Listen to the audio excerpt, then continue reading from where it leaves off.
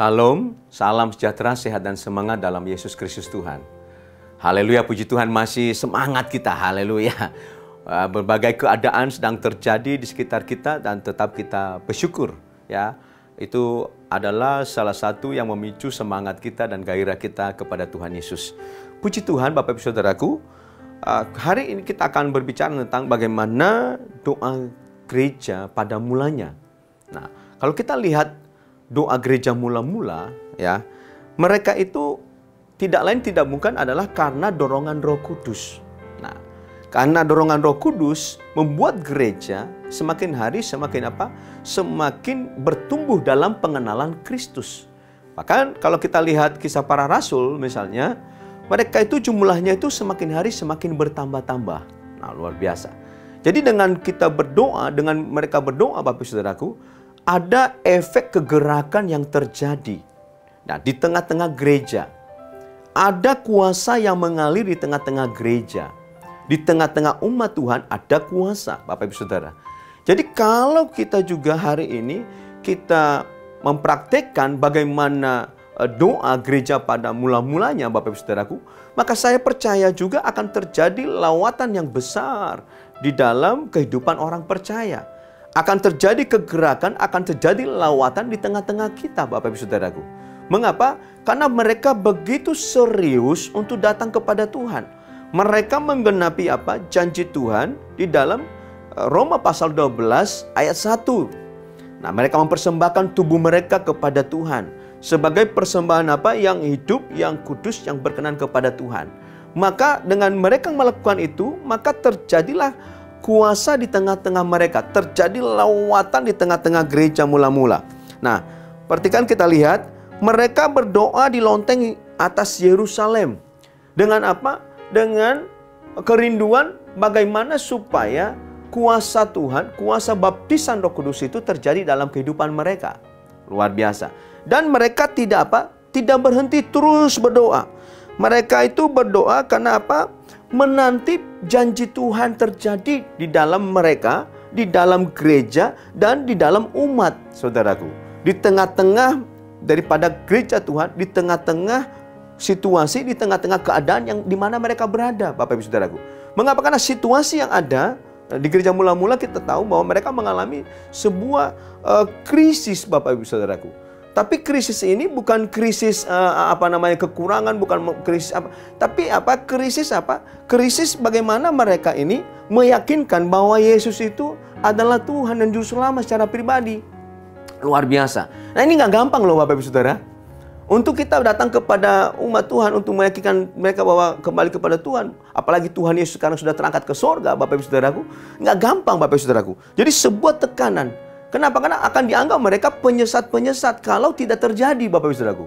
Nah, misalnya mereka percaya kepada Tuhan Yesus, mereka sudah tahu janji Allah, janji Bapa dalam kehidupan mereka bahwa kamu akan diurapi Roh Kudus dan akan terjadi lawatan di tengah-tengahmu.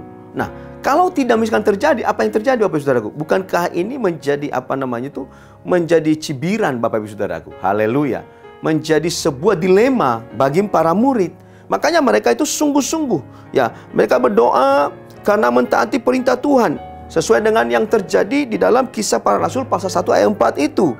Mereka berdoa karena menyadari doa adalah kebutuhan mereka saat itu. Tidak ada lagi yang harus mereka, kekuatan mereka, saudara, selain daripada berdoa. Mereka melakukan doa. Mereka berdoa karena menyadari bahwa Tuhanlah yang senantiasa mengenali hati mereka. Kenapa? Karena dia bilang, aku berikan kepadamu seorang penolong yang tinggal di dalam kehidupan kamu dan menyertai kamu selama-lamanya. Nah, luar biasa, saudaraku. Tapi ini mereka terus berdoa. Mereka tekun dalam pengajaran rasul-rasul, saudaraku. Kerja mereka apa? Memecah-mecahkan roti. Kerja mereka apa? Membaca firman. Kerja mereka berdoa, memuji Tuhan. Artinya bagaimana kerinduan mereka itu besar sekali untuk Tuhan. Luar biasa. Nah, kita perlu belajar kepada bagaimana gereja mula-mula, saudaraku. Mereka itu bersekutu bersama-sama. Sampai Alkitab mencatat bahwa segala kepunyaan mereka itu menjadi kepunyaan bersama. Ini luar biasa, Bapak Ibu Saudaraku. Luar biasa. Nah, mereka berdoa pada masa apa? Masa kesulitan dan kesukaran. di mana sejarah gereja mencatat bahwa gereja menghadapi masalah dari masa ke masa. Nah, kesulitan mereka bukan gedung gereja, bukan masalah gedung gereja. Kesulitan mereka bukan juga mengenai keuangan, karena sudah mereka jual segala menjadi milik bersama, saudaraku. Tapi yang menjadi para pemimpin juga luar biasa sekali. Mereka banyak juga mulai sekolah dan sebagainya, saudaraku. Ya, para pemimpin mereka dibekali bagaimana mereka mengenal Tuhan. Nah, kita lihat nanti bagaimana Rasul Lukas luar biasa yang berpendidikan dan sebagainya, luar biasa Bapak Ibu Saudaraku. Nah, tetapi menjadi masalahnya mereka dianggap sesat. Kalau kita baca dalam Kisah Para Rasul pasal 4 ayat 1 sampai 3, ini jelas sekali.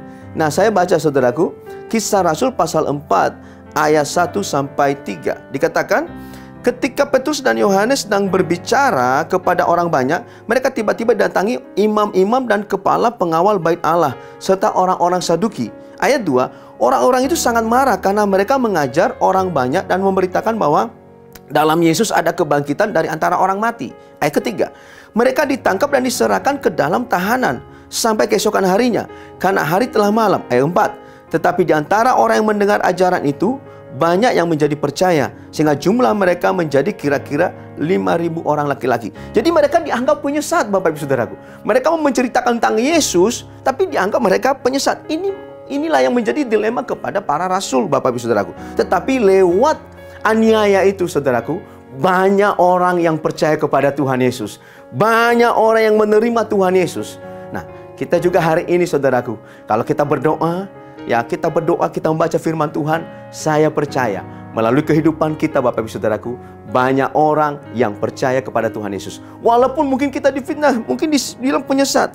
Nah, bayangin saudaraku, mereka dianggap menyalahi peraturan. Kalau kita lihat lagi Kisah Para Rasul pasal 12 ayat 1 sampai 4, mereka menyalahi peraturan. Para rasul menyalahi peraturan. Mereka bertentangan dengan adat istiadat dan budaya, melawan, saudaraku. Luar biasa. Sehingga apa yang terjadi? Mereka disiksa, mereka ditahan. Tidak sedikit yang masuk penjara, Bapak Saudaraku. Tidak sedikit yang dianiaya, tapi mereka tetap, saudaraku, memberitakan Injil keselamatan itu.